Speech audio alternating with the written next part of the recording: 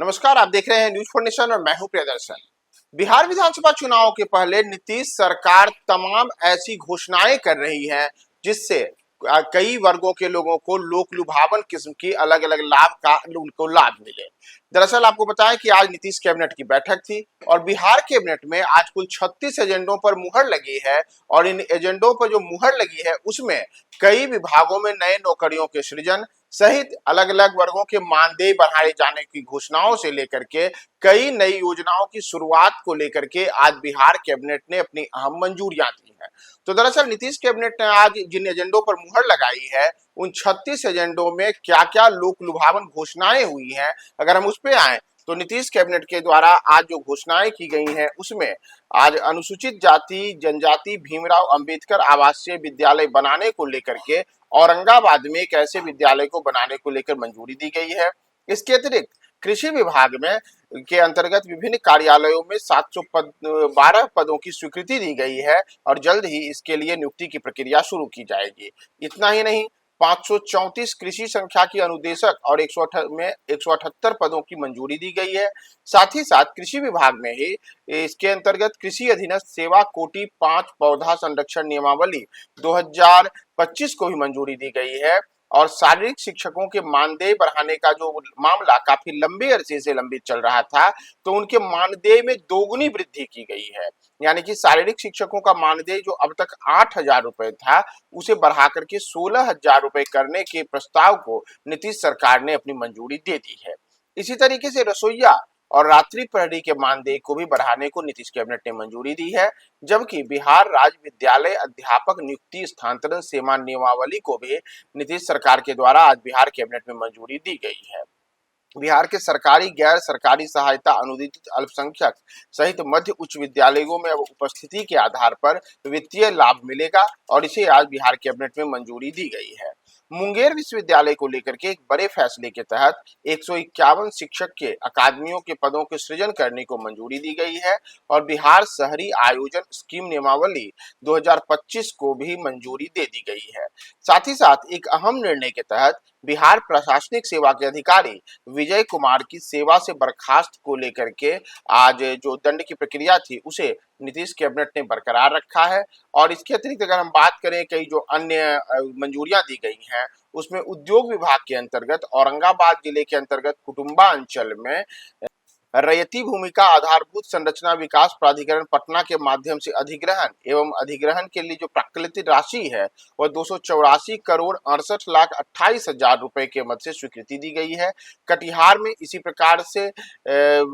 आधारभूत संरचना विकास प्राधिकार के तहत 39 करोड़ 26 हजार 400 रुपए की स्वीकृति दी गई है। और जैसा मैंने आपको बताया कि कृषि विभाग के अंतर्गत 172 पदों का सृजन होगा, जबकि कृषि सांख्यिकी संगणक के 534 पद एवं कृषि सांख्यिकी अन्वेषक के 178 पद यानी कि कुल 712 पदों पर इसमें भर्ती होगी। साथ ही साथ कृषि विभाग के अंतर्गत ही कई अन्य महत्वपूर्ण फैसले लिए गए हैं। वहीं बिहार में सार्वजनिक परिवहन को बेहतर बनाने के लिए अंतर्राज्यीय मार्गों पर लोक निजी भागीदारी यानी कि पीपीपी मॉडल पर 44 सीटर वाले 200 एसी और नॉन एसी बसों के परिचालन को लेकर के भी आज नीतीश कैबिनेट ने अपनी मंजूरी प्रदान की है और इसके तहत अलग अलग मद में 26 करोड़ 35 लाख 28 हजार रुपए और साथ ही साथ 7 करोड़ 27 लाख 6 हजार रुपए की स्वीकृति आज नीतीश सरकार ने दी है। भूमि एवं राजस्व विभाग के अंतर्गत दो अन्य महत्वपूर्ण फैसले लिए गए हैं जो गोपालगंज एवं भागलपुर जिलों से संबंधित हैं। वहीं विधि विभाग के अंतर्गत बिहार मद्य निषेध एवं उत्पाद विभाग 2016 के अंतर्गत त्वरित ऐसे मामलों के त्वरित निष्पादन के लिए सहरसा न्याय मंडल एवं नालंदा न्याय मंडल के हिलसा में एक एक अतिरिक्त जिला एवं अपर सत्र न्यायाधीश के न्यायालय के लिए अराजपत्रित कोटि के कुल 18 विभिन्न पदों के सृजन को मंजूरी दी गई है। इसी तरीके से सूचना और प्रावैधिकी विभाग के अंतर्गत दो महत्वपूर्ण फैसले लिए गए हैं। इसमें मुख्यमंत्री डिजिटल लाइब्रेरी योजना के कार्यान्वयन के लिए कुल 94 करोड़ 50 लाख 47 हजार रुपए की प्रशासनिक स्वीकृति आज दी गई है। सामान्य प्रशासन विभाग के अंतर्गत जैसे मैंने आपको बताया कि बिहार प्रशासनिक सेवा के अधिकारी विजय कुमार की बर्खास्तगी को से जुड़ा हुआ जो मामला था, उसमें आज कैबिनेट ने अपनी मंजूरी प्रदान की है। और इसके अतिरिक्त ऊर्जा विभाग, उद्योग विभाग, ग्रामीण विकास विभाग, नगर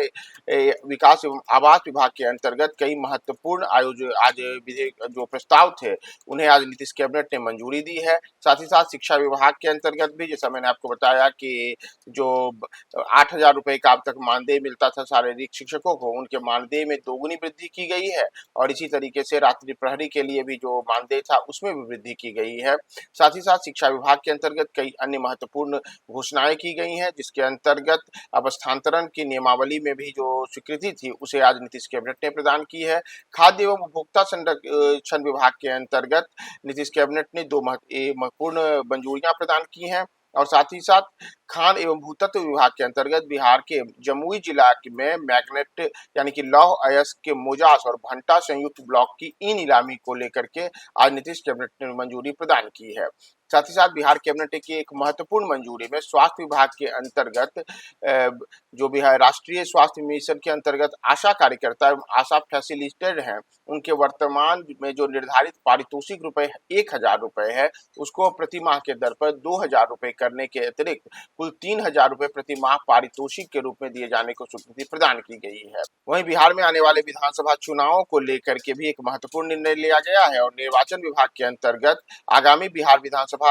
आम चुनाव 2025 में राज्य के सभी 90,712 मतदान केंद्रों पर प्रति मतदान केंद्र के मध्य से 2 कैमरे का अधिष्ठापन सहित 100% वेबकास्टिंग किए जाने को लेकर के सभी चेकपोस्ट एवं मतगणना केंद्रों पर कैमरों से निगरानी तथा विभिन्न प्रशासनिक स्तरों पर इसके अनुश्रवण के लिए मानव बल एवं वेबकास्टिंग की व्यवस्था के लिए कुल 154 करोड़ 30,25,193 करोड़ रुपए की प्रशासनिक स्वीकृति आज बिहार कैबिनेट में दी गई है। साथ ही साथ उद्योग विभाग के अंतर्गत भी 2 महत्वपूर्ण फैसले अन्य लिए गए हैं, जो कि एक मुजफ्फरपुर जिले से जुड़ा हुआ है, जबकि दूसरा सुपौल जिले से जुड़ा हुआ है। तो नीतीश कैबिनेट की ओर से आज ये कुल 36 एजेंडे रहे, जिन एजेंडों के ऊपर आज नीतीश कैबिनेट ने अपनी मुहर लगाई है। और बिहार विधानसभा चुनाव के पहले ये कई ऐसी घोषणाएं हैं जिससे आम लोगों को बड़ा लाभ मिल सकता है।